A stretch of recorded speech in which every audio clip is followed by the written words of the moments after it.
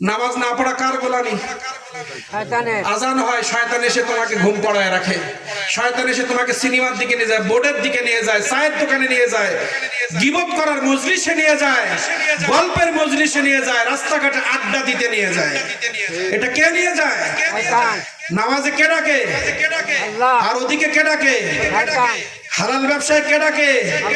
সুদে কে ডাকে? হালাল চাকরিতে কে ডাকে? ঘুষের দিকে কে ডাকে? পদ্মার দিকে কে ডাকছে? বেপর্দা কে ডাকছে? সন্তানকে নাস্তিকতার জন্য কে ডাকছে? আর আল্লাহর কোরআন হাদিস শেখানোর জন্য কে ডাকছে? আল্লাহর ঘোষণা, আল্লাহর ঘোষণা, ওয়ারাতিলিল কোরআন তারতিলা, ইকরা বিসমি রাব্বিকাল্লাযী খলাক, আর রহমানু আল্লামাল কোরআন। আমি কোরআন মাজিদের ইলম তোমাদেরকে দিয়েছি, কোরআন মাজিদ শিক্ষা করতে আমি হুকুম করেছি। তোমরা কোরআন মাজিদ শিখো না, কিন্তু অন্য সব কিছু তোমার শেখা শেষ। কোরআন মাজিদ যদি আমি না শিখি তাহলে গোলামি হলো কার? কোরআন মাজিদ শিখতে বলেছেন কে?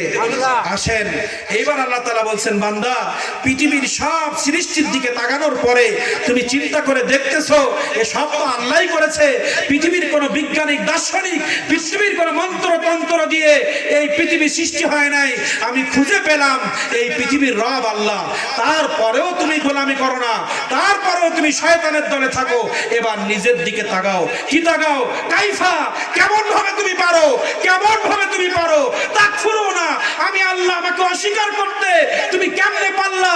আমি যে কালেমা দিয়েছি, আমি যে তাওহীদ দিয়েছি, আমি যে রিসালাত দিয়েছি, আমি নবী মুহাম্মদ রাসূলুল্লাহকে পৃথিবীতে পাঠিয়েছি, আউলিয়া کرامকে পৃথিবীতে পাঠিয়েছি, হক্কানি উলামা ইকরামদেরকে পৃথিবীতে পাঠিয়েছি। তাদের বাদ দিয়ে কাদের পিছনে ছোট তুমি? কেন ছোট? কেন ছোট?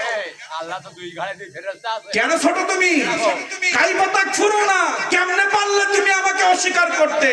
নামাজ না পড়া আল্লাহকে অস্বীকার, বেপরদা আল্লাহকে অস্বীকার, অসৎ ব্যবসা আল্লাহকে অস্বীকারের শামিল। কথা বলেন। তাহলে আল্লাহকে অস্বীকার তুমি কেমনে করলে? আল্লাহ বললেন, হে বান্দা, ওয়া কুনতুম আমওয়াতান, ওয়া কুনতুম, তুমি ছিলে মৃত্যু।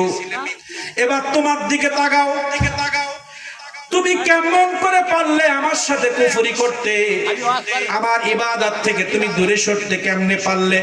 অকুনতুম, তুমি ছিলে, অকুনতুম, তুমি ছিলে আমওয়াতা, মৃত্যু, তোমার কোনো জীবন ছিল না, তুমি মৃত্যু ছিলে। কেমন মৃত্যু?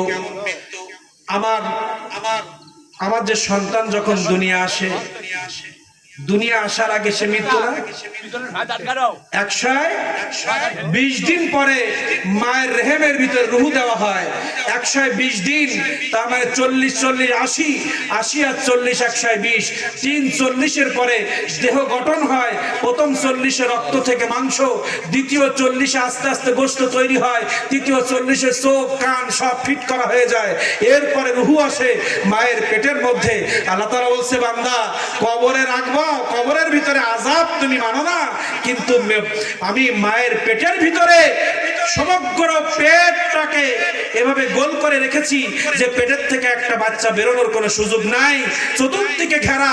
এই পেটের মধ্যে আমি আল্লাহ একটা সন্তানকে যদি জীবিত রাখতে পারি, 4 দেওয়ালের মধ্যে, কবরের মধ্যে আমি তোমাকে জীবিত রেখে আযাব দিতে পারি। এই কবর তুমি ভুলে গেলা? তুমি তো ছিলে মৃত্যু, তোমার অস্তিত্ব বলে পৃথিবীতে ছিল না। এই অস্তিত্ব আমি দিয়েছি। আল্লাহ তাআলা বলেন, কুনতুম আমওয়াতা, তুমি ছিলে মৃত্যু, ফাআহইয়াকুম, আমি তোমাকে জীবন দিয়েছি।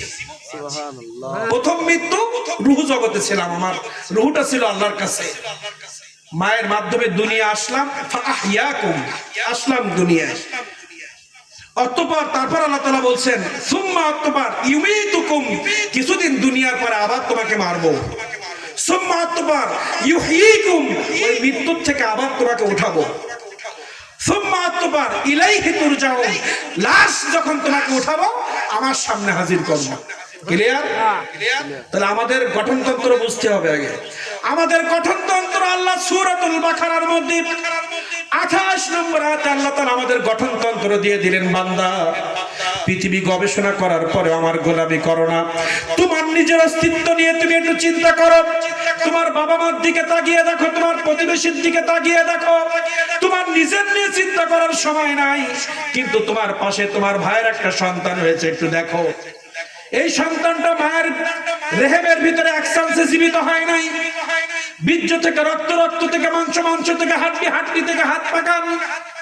এই 140 দিন পরে আল্লাহ তাআলা রূহ দিলেন, মায়ের পেটের মধ্যে কিছুদিন রাখলেন। এটা শিক্ষা, প্রত্যেকটা নিয়ামতের মধ্যে আল্লাহ শিক্ষা লুকিয়ে রাখছেন। কিছুদিন মায়ের পেটে রাখার পরে এই মায়ের পেটের মধ্যে রূহ দেওয়ার আগে তুমি অকুনতুম আমওয়াতা, তুমি মৃত্যু ছিলে, তোমাকে কেউ চিনত না। এই মায়ের মধ্যে আমওয়াতা, তুমি মৃত্যু ছিলে, ফাহিয়াকুম, অতঃপর তোমাকে জীবিত দুনিয়ায় আমি পাঠাইলাম। এই দুনিয়ায় পাঠানোর পরে কিছুদিন ঘোরাফেরা করার সুযোগ দিয়ে দিলাম। সুম্মা ইউমিতুকুম, কিছুদিন পরে 50, 60, 70 এই বছর হওয়ার পরে তোমাদের আবার মারবো, মারার পরে আবার কবরে দেব, কবরের পরে সুম্মা ইউহয়িকুম, কিছুদিন পরে কিয়ামত সংঘটিত হবে। এই কিয়ামতের সময় ইউহয়িকুম, তোমাকে জীবিত করব। আবার আল্লাহ তাআলা বললেন, মৃত্যুর পরে একবার যখন তোমাকে জীবিত করব, আর কোনো মৃত্যুর খেলা নাই। এই কিয়ামতের মাঠে জীবিত করার পরে ইলাইহি তুরজাউন, সব মানুষকে, আমেরিকা, অস্ট্রেলিয়া, কানাডা, সমগ্র পৃথিবীর মানুষগুলোকে আমি সুম্মা অতঃপর ইলাইহি তুরজাউন, আমি আল্লাহ আমার সামনে পৃথিবীর সব মানুষকে আমি এক জায়গায় করব। এক জায়গায় করে কি দুধ কলা খাইতে দেবে? বিচার হবে, বিচার। কেমন বিচার? আল্লাহ তাআলা বলছেন, সবকিছু খবর আমি রাখতেছি বান্দা, কোথায় কি করো সব খবর আমার কাছে আছে, বিচার কিন্তু আমার কাছে এসে দিতে হবে। এরপরে জান্নাত জাহান্নাম।